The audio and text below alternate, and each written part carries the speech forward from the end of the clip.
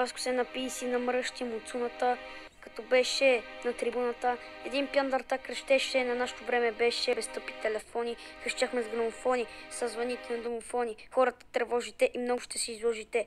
Пяна бабичка скочи на пътя и почна да крещи, дете мътя. Пяница хвърли в кал, дървен сал, после се разпищял и съжалял.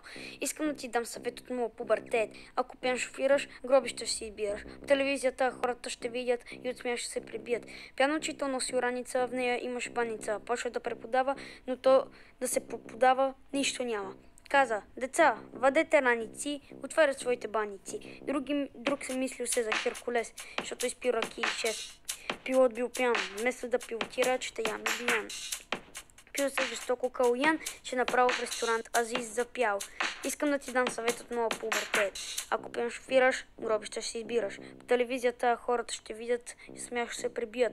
Пиян диджей се правил на Напил се Радко Кръшен, се шишмалко търсил момиче, сладко пиян строител, се чувства здрав, ако стабилен, много е обилен, защото работи с лива, някой се напил, държал се като Мендил, дете с него вида по-фирил, защото с Мендил и го пребил с приятеля, се бил на път перикон, дошъл бедница със слон, който струва един бон, утре дошъл с изкон, с него ял бульон, он накрая спрял толкова шмар.